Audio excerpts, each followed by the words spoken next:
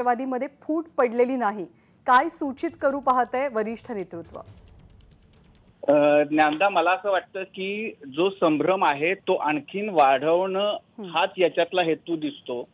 कारण आपण जर बघितलं तर गेल्या काही दिवसांपासून म्हणजे ज्या प्रकारची उलटसुलट वक्तव्य येत आहेत त्याच्यातनं संभ्रम कमी होण्याच्या ऐवजी वाढताना दिसतोय. आणि तो फक्त राष्ट्रवादी काँग्रेस पक्ष, राष्ट्रवादीचे कार्यकर्ते, जनता एवढं असं नाही, तर राष्ट्रवादी काँग्रेस पक्षाबरोबरच आहे, शिवसेना आहे, काँग्रेस पक्ष आहे, त्यांच्यामध्ये, त्यांच्या कार्यकर्त्यांमध्ये, नेत्यांमध्ये या सगळ्या उलटसुलट वक्तव्यांमुळे, विधानांमुळे प्रचंड संभ्रम आहे. आणि त्यांना म्हणजे गेल्या काही दिवसांपासून त्यांची अशी भूमिका आणि मागणी आहे की हा संभ्रम संपवा आणि नीट काय आहे ते आम्हाला सांगा. शरद पवार हे त्यांच्या म्हणजे गुगली टाकण्याच्या बद्दल प्रसिद्ध आहेत आणि त्यांच्या वाक्याचे अनेकदा अनेक प्रकारचे अर्थ लावता येऊ शकतात, लावले जातात. पण मला कित्येक काळामध्ये आज जे ते बोलले ते त्याच्या इतकं म्हणजे स्वतः शरद पवारांनाच आता काय म्हणायचे अशी अवस्था यापूर्वी कधी आल्याचं फारसं आठवत नाही. ते असं म्हणाले की काही जणांनी वेगळी भूमिका घेतली म्हणून पक्षात फूट पडली असं होत नाही. याच्या इतकं म्हटलं तर हास्यास्पद विधानच असू शकत नाही. जर पक्षातल्या काही जणांनी वेगळी भूमिका, विरोधामध्ये पक्ष लढतो आहे त्यांच्या बरोबर जाऊन हात मिळवणी केली तर ती पक्षातली फूटच आहे. ते सत्तेत सहभागी झालेत, पक्षात फूट नाही असं कसं ते म्हणू शकतात?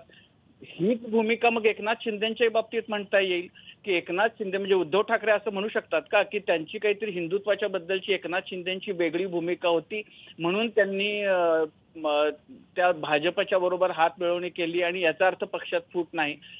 हात मिळवणी विरोधी तुमच्या भूमिकेच्या पेक्षा तुम्ही विरोधी पक्षामध्ये आहात आणि सत्तेमध्ये असलेल्यांच्या बरोबर जाऊन तुमच्यातला एक मोठा गट बसला, त्याच क्षणी पक्षामधली फूट स्पष्ट झाली. याच्यापेक्षा पक्षामध्ये फूट पडण्यासाठी म्हणजे दुसरं काय असू शकतं? आणि जेव्हा शरद पवार असं म्हणतात ते फक्त एवढंच म्हणत नाहीत, तर शरद पवार आणि सुप्रिया सुळे हे दोघंही जेव्हा हे म्हणतात की पक्षामध्ये फूट पडलेली नाही, अजित पवार आमचे नेते आहेत.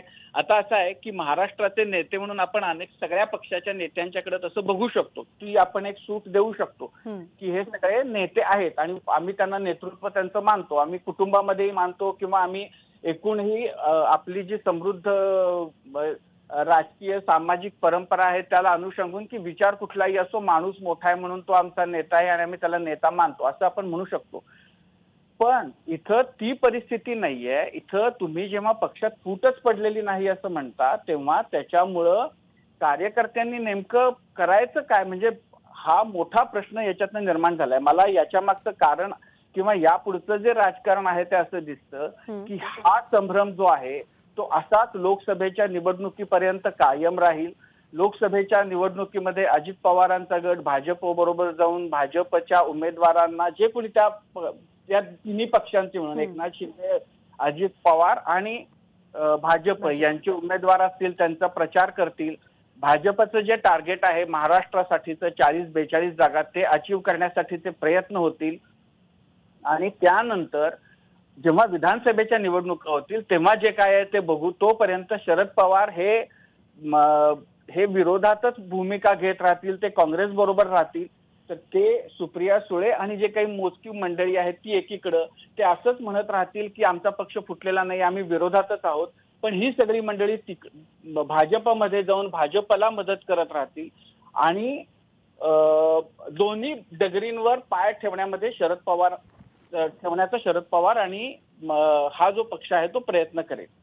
आत्ताच्या घडीला त्याचा अर्थ एवढाच आहे की संभ्रम वाढवणं हाच आता हेतू दिसतो आहे. आणि जो येत्या काळामध्ये जर म्हणजे आजच्या दिवसभरामध्ये जर ही भूमिका याच्याबद्दलचं जर क्लिअर शरद पवारांनी केलं नाही, कारण म्हणजे राष्ट्रवादीच्या या भूमिकेमुळं काँग्रेस आणि शिवसेनेमध्ये आणि नाराजी आहे की हे चाललंय काय. म्हणजे ज्या पक्षात जो अख्खा पक्ष घेऊन एखादा नेता विरोधी पक्षाच्या म्हणजे तुमच्या भूमिकेच्या विरोधी असलेल्या पक्षाच्या बरोबर जातो, सत्तेत सहभागी होतो आणि तरी सुद्धा त्याच्याबद्दल कसलीही कारवाई होत नाही. त्यांच्याबद्दल आजही ते आम्ही एकच आहोत, आमच्यात फूटच पडलेली नाही असं जेव्हा सांगितलं जातं तेव्हा हेतूंबद्दल शंका घेतली जाते. आणि आता अशी संधी गेल्या काही काळापासून सातत्यानं शरद पवारांकडून दिली जातीये असं दिसतंय. याच्या मागचे आता शरद पवारांच्या प्रत्येकच बोलण्याच्या माग अनेक म्हणजे ते बुद्धिबळामध्ये सर्वसाधारणपणे पुढच्या 2 खेळी काय असतील याचा विचार होतो. पवारांच्या बाबतीत असं म्हणतात की त्यांना पुढच्या 10 खेळी माहिती असतात. त्यामुळं हे जेव्हा ते बोलतायत तेव्हा पुढच्या 10 गोष्टी ज्या नंतर घडणार आहेत त्याचं बीज कुठंतरी त्याच्यामध्ये असतं, त्या त्यांच्या विधानांमध्ये. याचे नेमके परिणाम पडसाद काय असू शकतात हे आता सर्वसामान्य माणसाला, राजकीय निरीक्षकांना काही वेळेला दिसत नाही, ते अनेकदा खूप नंतर कळतात. एक गोष्ट मात्र नक्की की हा जो संभ्रम आहे तो महाविकास आघाडीच्या मुळावर येऊ शकतो. कारण याच्यामुळं शरद पवारांच्या बद्दलच आता संभ्रम इतका निर्माण झालेला आहे की त्यांना नेमकं करायचंय काय. ते मोदींना मदत करू इच्छितात का, त्यासाठी त्यांनी ही रसद पाठवली आहे का, ते त्यांना त्यांची जी सेक्युलर भूमिका आहे ती त्यांना सोडवत नाहीये म्हणून ते प्रत्यक्ष स्वतः बीजेपी बरोबर जात नाहीयेत. त्यामुळं ते महाविकास आघाडी बरोबर राहिलेत. पण त्यांना मोदींना मदत करायची आणि म्हणून त्यांनी अजित पवारांना तिकडं पाठवलं, भाजप बरोबर पाठवलं. इथं पासून अनेक प्रकारच्या चर्चा खास करून महाविकास आघाडीतल्या बाकी पक्षांमध्ये, बाकी पक्षाच्या नेत्यांमध्ये आहेत. आणि हा संभ्रम दूर करण्याची सगळ्यात मोठी जबाबदारी शरद पवार यांच्यावर आहे. सुप्रिया सुळे यांनीही करून ते चालणार नाही, कारण लोकांना त्यांच्यापेक्षा शरद पवार जे काही बोलतात त्याच्यावर जास्त त्यांना विश्वास वाटेल.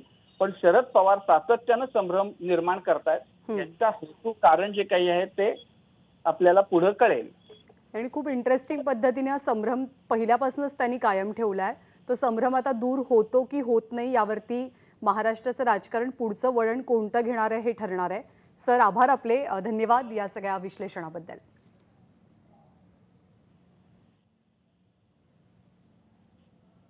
हॅलो. हा सर.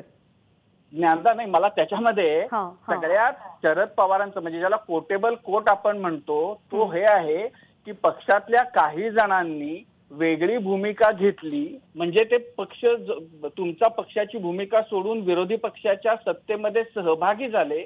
तरीही शरद पवार असं म्हणतात की पक्षातल्या काही जणांनी वेगळी भूमिका घेतली याचा अर्थ पक्षात फूट पडला असा होत नाही. हा माझ्या मते गेल्या अनेक वर्षातला कोटेबल कोट असू शकतो की याच्यामुळं कुठलाच पक्ष कधीच फुटला पोचू शकतो. म्हणजे याच्या इतकं म्हटलं तर विनोदी विधान गेल्या कित्येक काळामध्ये झालेलं नाही. धन्यवाद सर या प्रतिक्रियेबद्दल आणि विश्लेषणाबद्दल. तर शरद पवारांनी नुकतंच बारामतीमध्ये केलेलं वक्तव्य प्रचंड जास्त चर्चेत आहे. काही लोकांनी आमच्या पक्षातला वेगळा निर्णय घेतलाय त्यामुळे पक्ष फुटला असं म्हणता येणार नाही, असे वेगळंच वक्तव्य